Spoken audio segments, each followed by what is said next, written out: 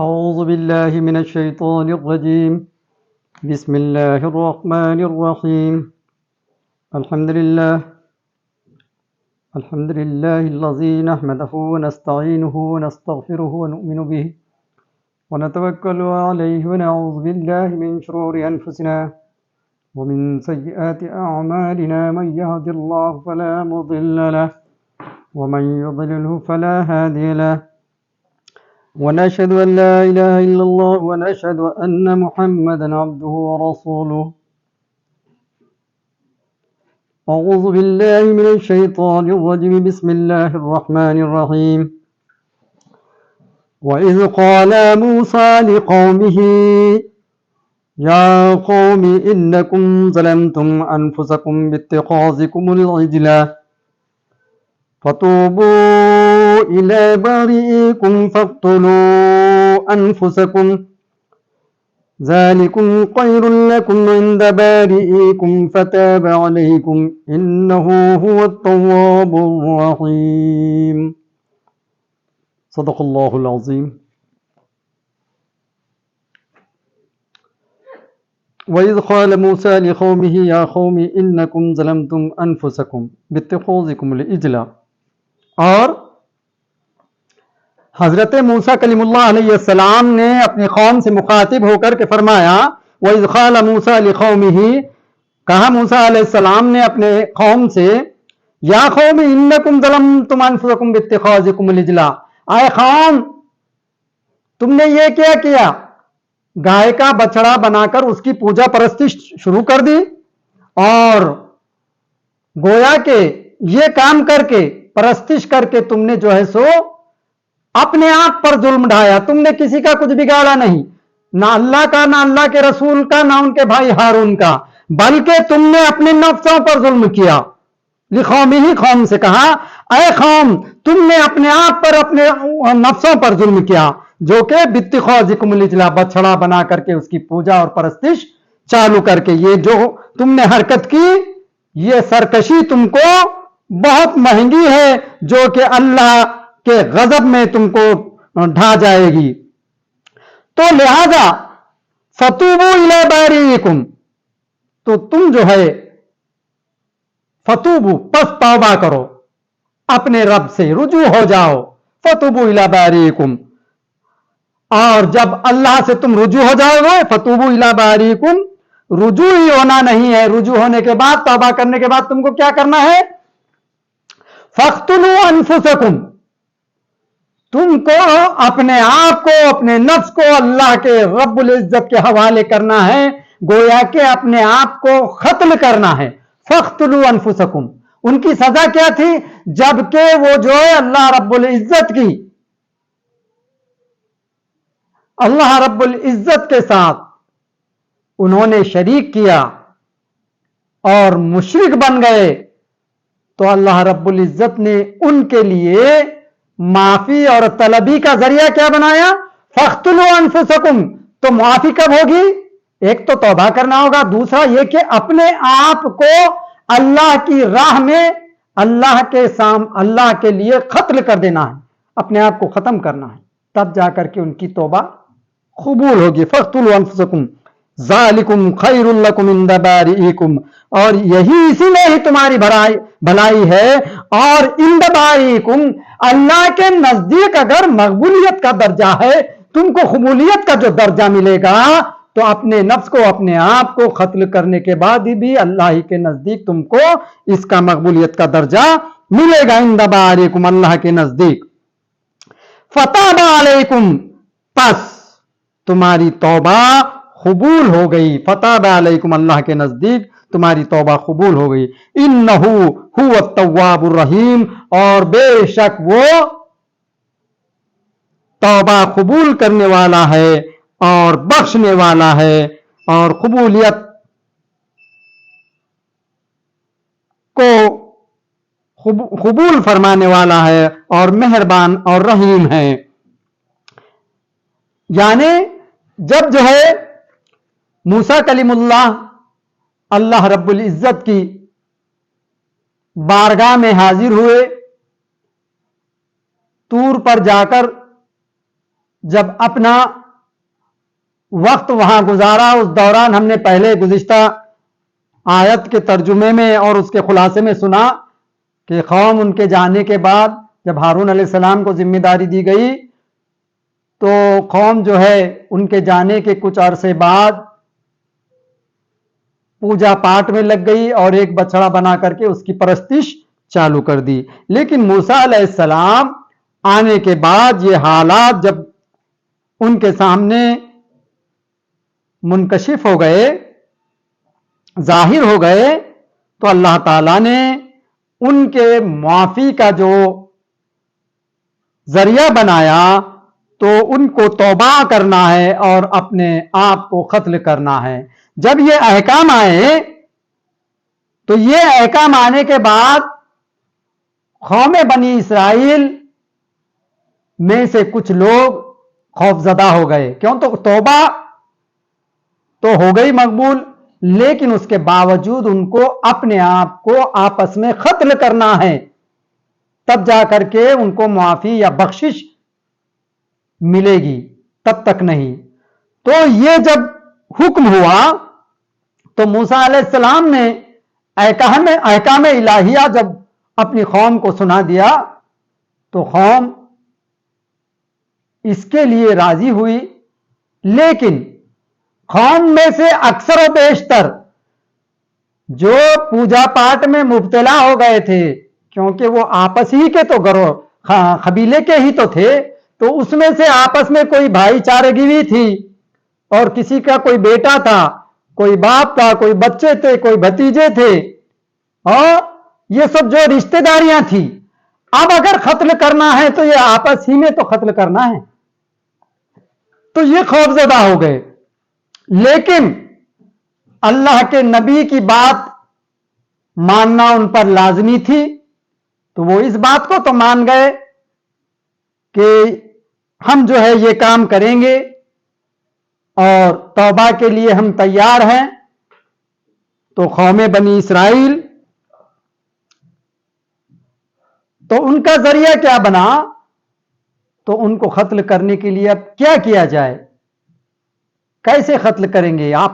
یہ تو خود کا خود تو قتل نہیں کر سکتے، کیونکہ اگر خود کا خود قتل کر لیں گے تو یہ خودکشی ہو جائے گی، اور خودکشی جو ہے درست نہیں.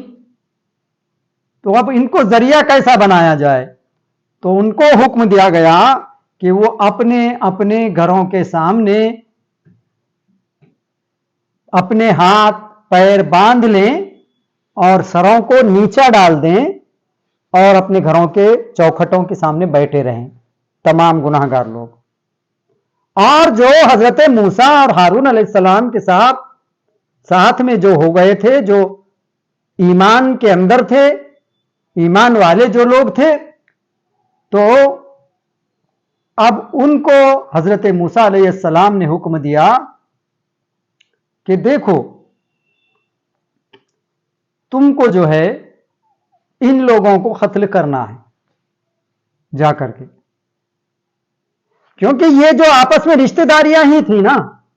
ایک بھائی سمجھو موسیٰ علیہ السلام کے پاس ان کی بات کو مان لیا، وحدانیت کو مان لیا، اور دوسرا بھائی جو ہے پوجا پرستش میں پڑ گیا، اور کسی کے جو ہے والد، کسی کے چچا، کسی کی پھوپھی، کسی کی بہن، تو اس میں تفرقہ ہو گیا، کچھ ادھر کچھ ادھر ہو گئے.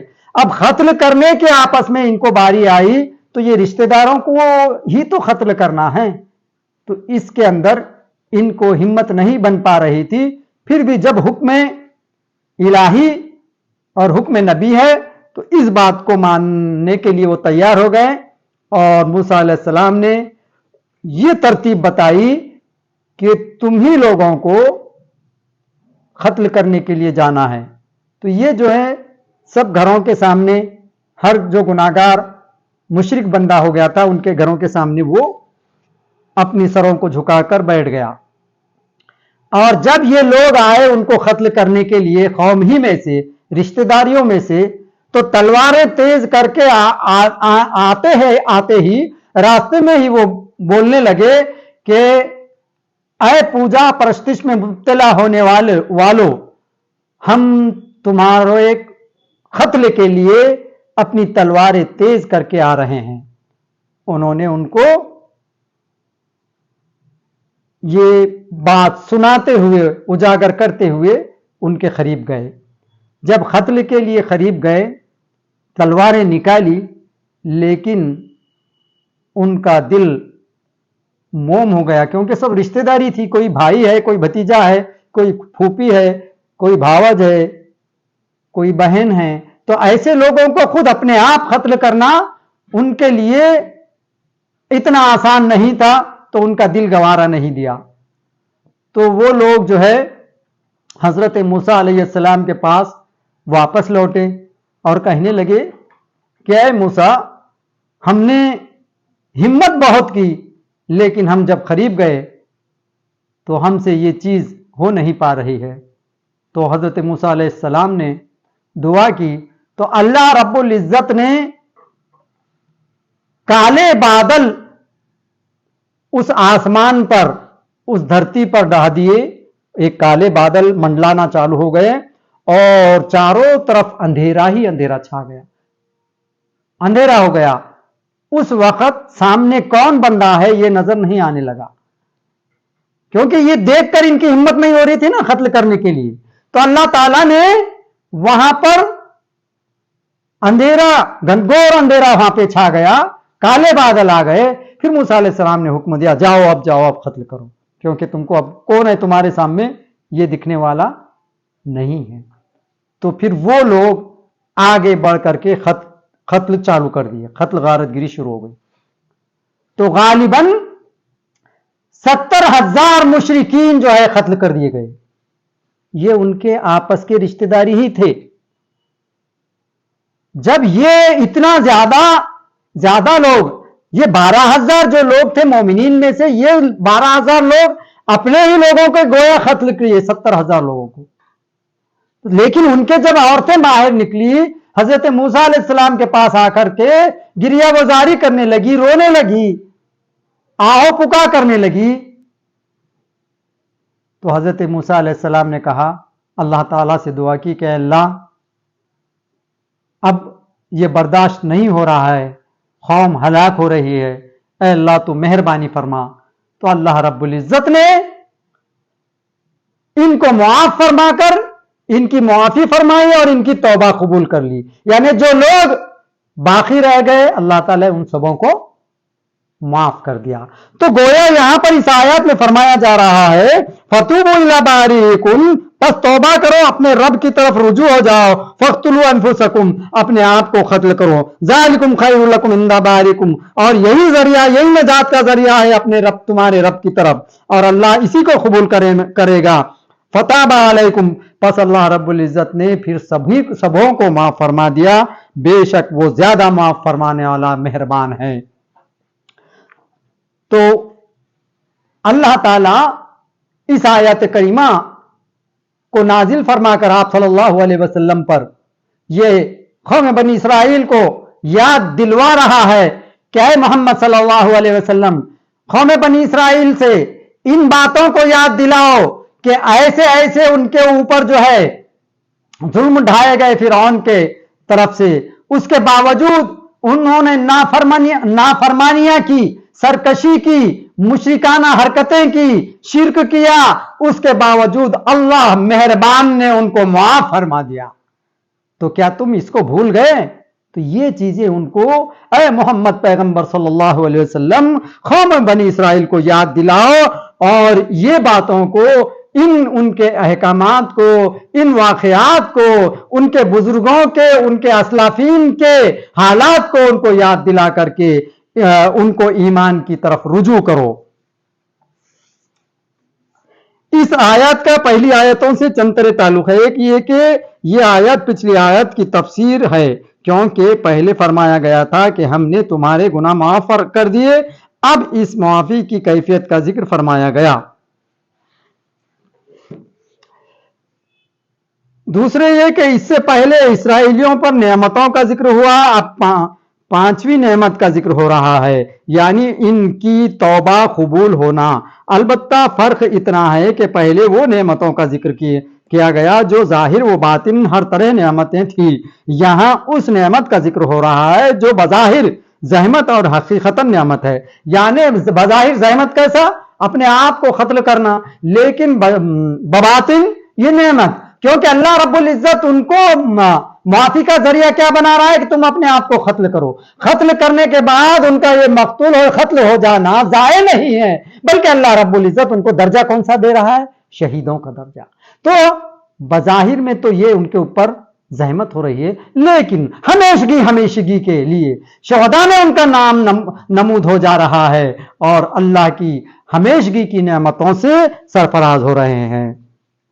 خیال رہے کہ بعض لوگوں نے کہا ہے کہ اس آیت کا پہلی آیت سے کوئی تعلق نہیں، کیونکہ پہلے نعمتوں کا ذکر تھا اور یہاں ان کے قتل اور قتل عذاب ہے، نہ کہ رحمت. مگر یہ غلط ہے، کیونکہ اس قتل سے بنی اسرائیل آخرت کے وبال سے بچ گئے اور دنیا سے شہید ہو کر گئے، گناہ سے معاف ہو گئے، اور جس کے یہ فائدے ہوئے کہ وہ یقیناً رحمت ہے نہ کہ عذاب. شہادت بھی قتل سے حاصل ہوتی ہے، اس سے عذاب نہیں سمجھا جاتا، لہٰذا اس قتل کو نعمتوں میں شمار کرنا بالکل صحیح ہے. وَإِذْ قَالَ مُوسَىٰ، یہاں بھی ایک فعل پوشیدہ ہے، یعنی اے بنی اسرائیلیو یاد کرو، یا اے محمد صلی اللہ علیہ وسلم انہیں یاد دلاؤ جب موسیٰ علیہ السلام نے اپنے برادر معظم حضرت ہارون علیہ السلام سے واقعہ کی تحقیق فرما لی اور سامری کے حق میں بددعا کر چکے اور بچڑے کو جلا کر اس کی راکھ دریا میں بہا چکے، تب پوجنے والے اسرائیلیوں کی طرف متوجہ ہوئے اور ان سے فرمایا یا قومی یعنی اے قوم سے مراد پوری قوم نہیں تھا، بلکہ حضرت موسیٰ کلیم اللہ علیہ السلام کو ماننے والے اور اللہ کی وحدانیت کو ماننے والے یہ ان لوگوں سے مخاطب نہیں تھے، بلکہ جو کافرین مشرکین تھے ان کی طرف مخاطب ہو کر کے یا قومی کہا حضرت موسیٰ علیہ السلام نے. اس جگہ قوم سے مراد ساری قوم نہیں بلکہ صرف بچڑے کے پجاری، کیونکہ ظالم صرف وہی تھے، چونکہ ساری قوم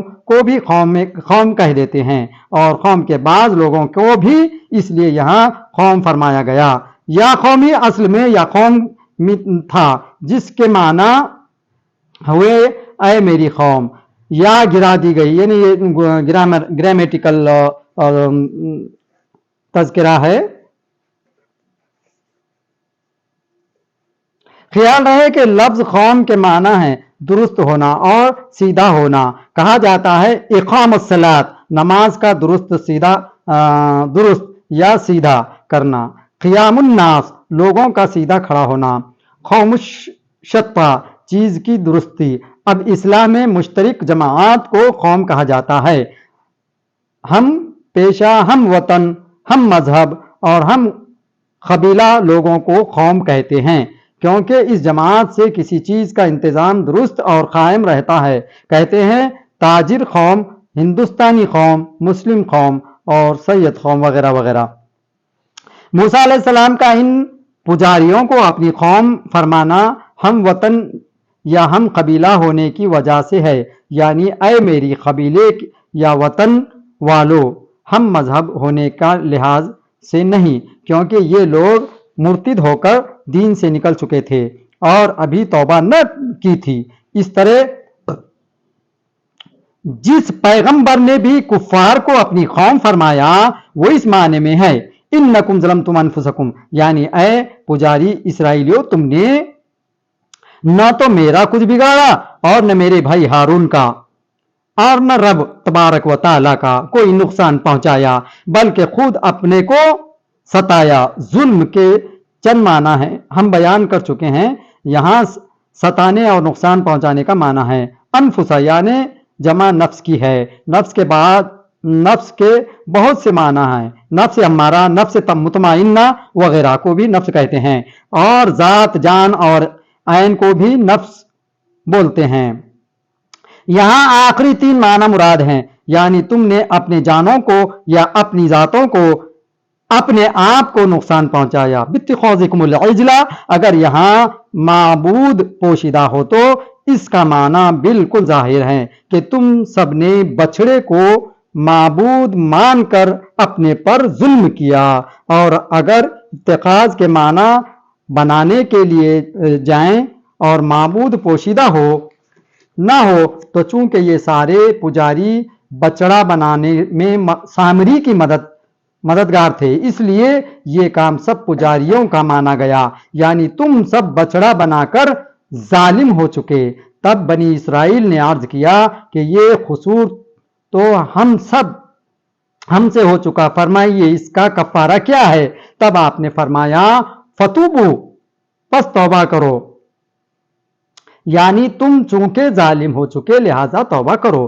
توبہ کے معنی اور سب کی ساری قسمیں ہم آدم علیہ السلام کے قصے میں بیان کر چکے ہیں. یہاں اتنا سمجھ لو کہ توبہ دلی یا زبانی عملی ہر طرح کی ہوتی ہے. وہ حضرات دلی توبہ یعنی مذمت اور زبانی توبہ یعنی اقرار جرم اور معذرت تو موسیٰ علیہ السلام کے تشریف لاتے ہی کر چکے تھے، مگر آپ نے عملی توبہ یعنی جرم کو سزا کا حکم دیا. اسلام میں بھی کبھی مجرم کو کفارہ، تعزیر، حد وغیرہ کا حکم دیا جاتا ہے، مگر کفر و شرک، ارتداد میں خیالی اور زبانی تو نہ ہونی چاہیے، بلکہ رضائی الہی کے لیے خیال رہے کہ باریکم برا سے بنا ہے، جس کا معنی ہے دور ہونا یا کسی سے علیحدہ ہونا. جیسے کہتے ہیں کہ بری المریض، بیمار کا اچھا ہونا.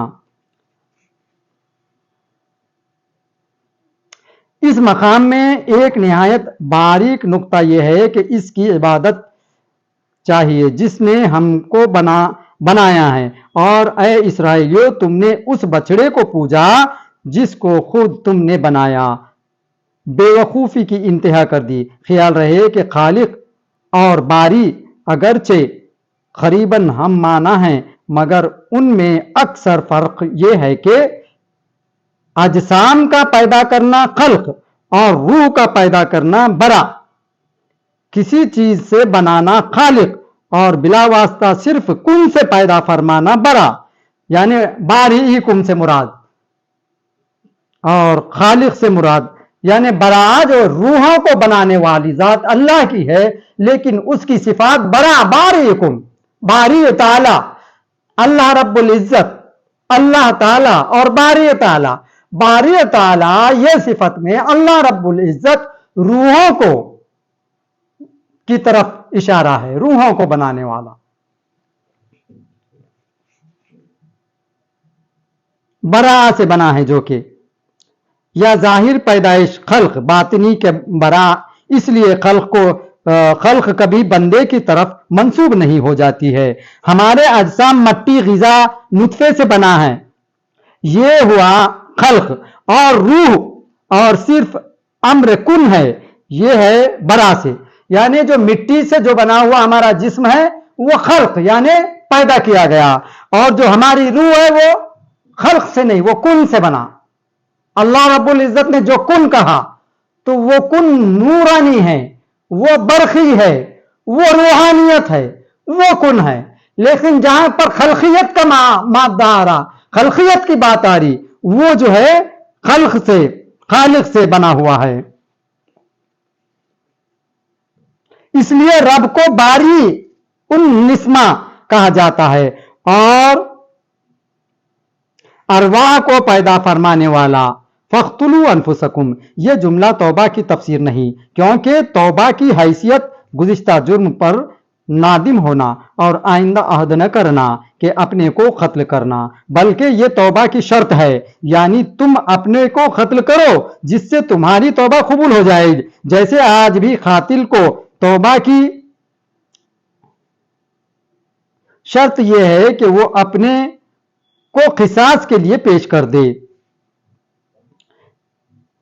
یا غاصب کو توبہ کی شرط یہ ہے کہ مغصوب چیز مالک کو دے دے. اس طرح موسیٰ علیہ السلام کے دین میں مرتد کی توبہ بغیر قتل کے तैयारी की कबूल न होती थी। यानी देखो, अब अगर कोई इस दौर में मुर्तिद हो जाता है तो फिर उसको दायरे इस्लाम में आने के लिए क्या करना होगा? कलमा शहादत पढ़ना होगा, गवाही देना होगा और कलमा पढ़ करके वो दाखिले इस्लाम हो सकता है। लेकिन मूसा अलैहिस्सलाम की शरीयत में ऐसा नहीं था। अगर कोई मुर्तिद हो जाता तो उस पर शर्त क्या थी कि वो अपने आप को कत्ल कर दे। इतनी जो है जबरदस्त उस वक्त शर्त थी। यह उम्मत मोहम्मदी सल्लल्लाहु अलैहि वसल्लम को एक किस्म से बहुत बड़ी नेमत है कि अगर कोई मुर्तिद भी हो जाता है तो वो दोबारा कलमा शहादत पढ़ करके फिर दायरे इस्लाम में आ सकता है। लेकिन मूसा अलैहिस्सलाम के शरीयत में ये बात न थी। उस वक्त अगर तुमको दोबारा दायरे इस्लाम में अगर आना होता तो अपने आप को, अपने नफ्स को खत्म करना, अपने आप को कत्ल करना होता।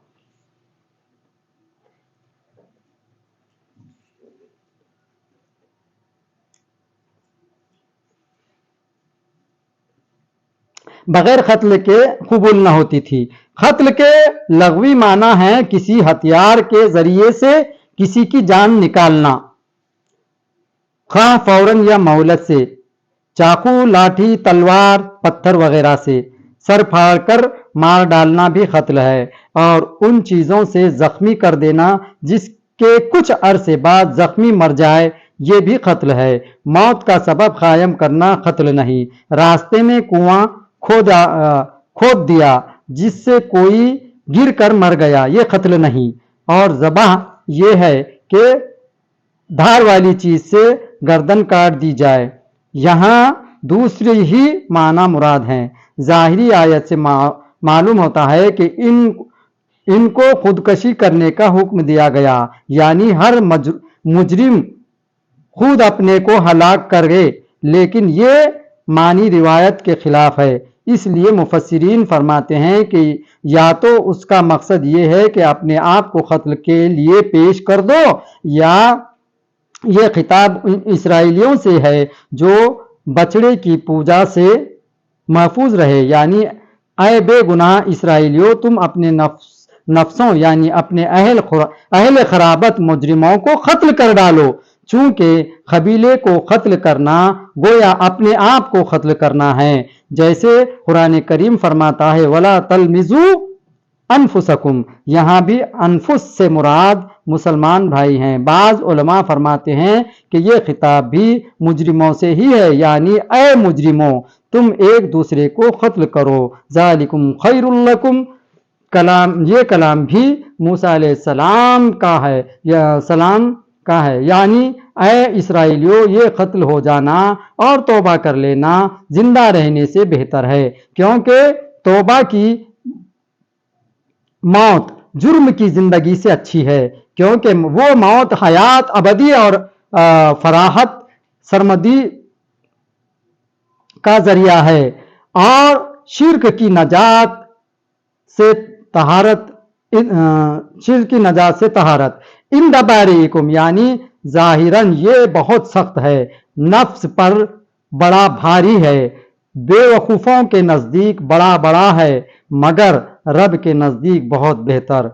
फताब अलैकुम, ये रब का कलाम है और इसमें मदीना पाक के इसराइलियों से खिताब है, यानी तुम्हारे बाप दाऊद ने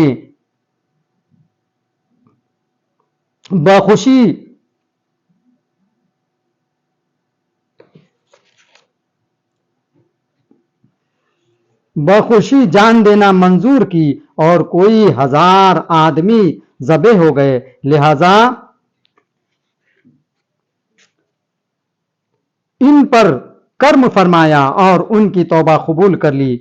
महबूब का जान लेकर भी राजी हो जाना ऐन करम होता है और फानी चीज फना करके नेमत बखिया अता फरमा देना ऐन इसके मेहरबानी है। इन्नहु हुव तव्वाबुर रहीम के माना ये हैं بہت توبہ قبول کرنے والا یا توبہ کی توفیق دینے والا، یعنی اس کے فضل سے بندہ توبہ کرنے کی ہمت کر لیتا ہے اور پھر وہی اپنے معاف کر دے اور مقتولین کو شہید اور محفوظین کو مغفور اور قاتلین کو غازی بنا دیا۔